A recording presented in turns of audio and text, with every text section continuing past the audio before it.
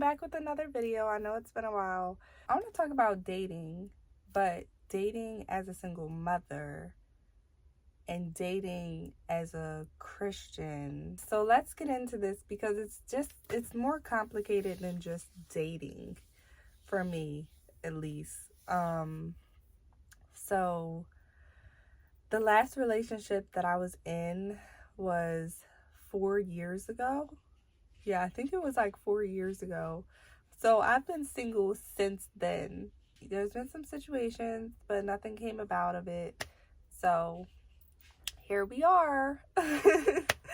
So, okay, let's get into it. The last relationship that I was in was an abusive relationship, and I wrote some books about that. So if you guys haven't read my books, go click the link in my bio and just read the description, read the whole book, do whatever you want. But yeah, anywho, that relationship was crazy. I got into that relationship when I was 19 years old, and I'm 29 right now. So I've just been out here winging it, man. Like, I don't know how else to put it except for I've been out here winging this dating thing.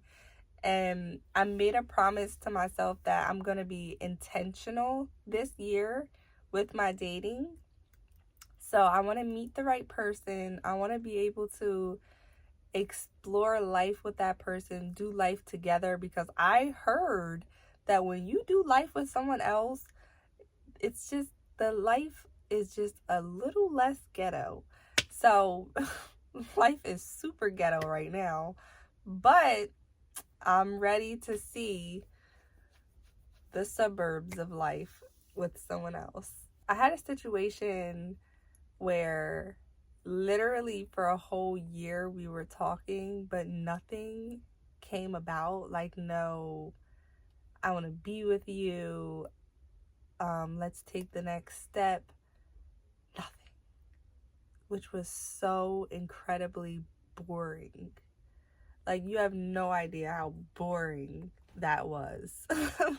It's so boring to be with someone and not level up in that relationship. Also, on top of that, being a single mother.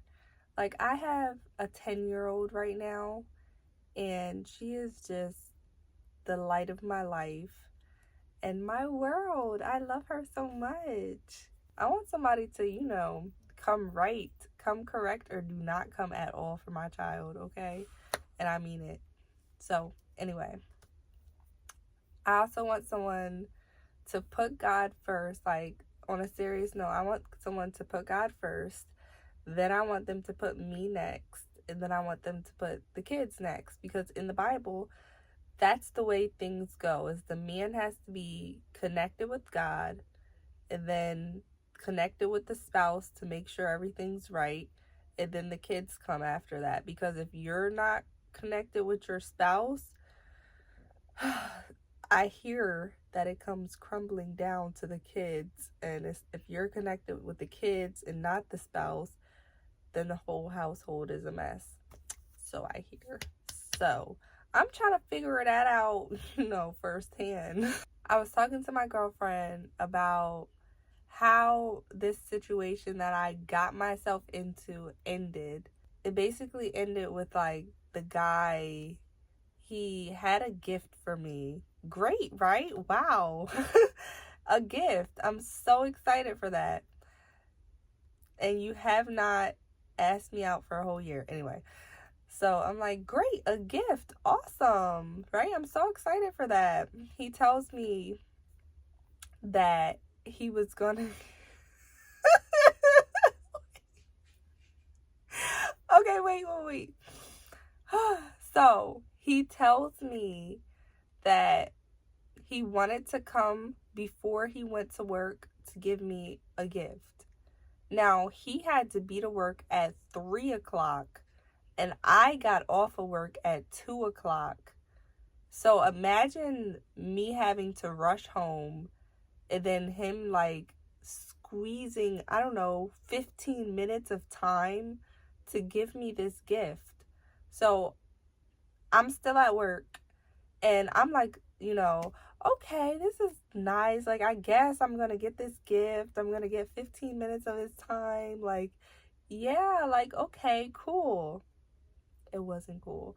But anyway, back to the story.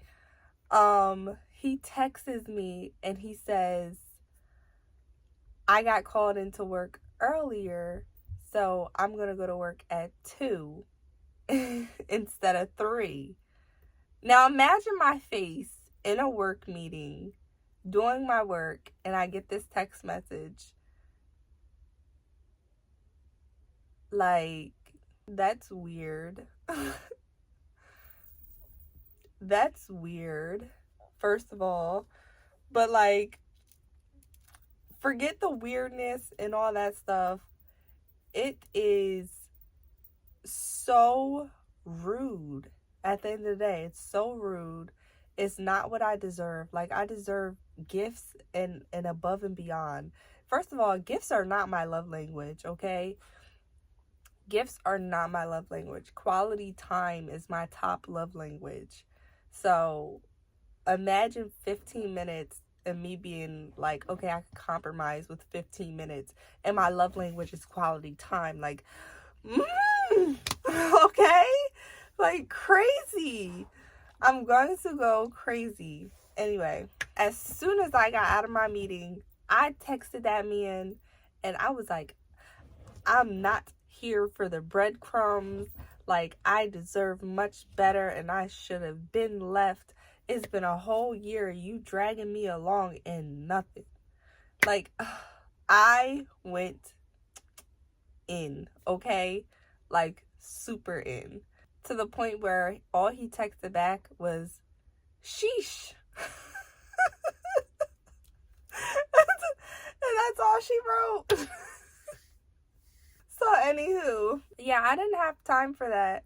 I don't care if there were games behind it. I don't care if there was weirdness to it with like him not going into work or whatever the case may have been. You took away my 15 minutes after we had agreed upon this, after we had set in stone what was going to happen and had a plan, and then like an hour before the plan you tell me like there's no plan anymore. Like, it's just, I keep the gift, please, sir. Keep the gift. I don't want the gift anymore. You can have the gift. You can do what you want with the gift. But yeah, anywho, my whole point is, do not let these men play with you. Do not let women play with you. Whoever you are listening to this, male or female, them, they, do not let people play with you or your time. Especially if your love language is quality time. Like, acts of service is not going to fulfill your needs. I was definitely settling. I noticed that. Especially letting him drag me along for a whole year. I feel like, where was my head at? What was I doing? Like, why did I do that? Like, here we are again, Jana. That's how I feel right now. So, yeah, that was a no-go. I'm looking for bigger and better things. Stick around for part 2 about values and valuing yourself and digging deep into what you actually want in a relationship. Because I wrote down everything that I want in a relationship, and I'm going to dive deep into that with you guys the next video. So look at your success, process, and you stay blessed.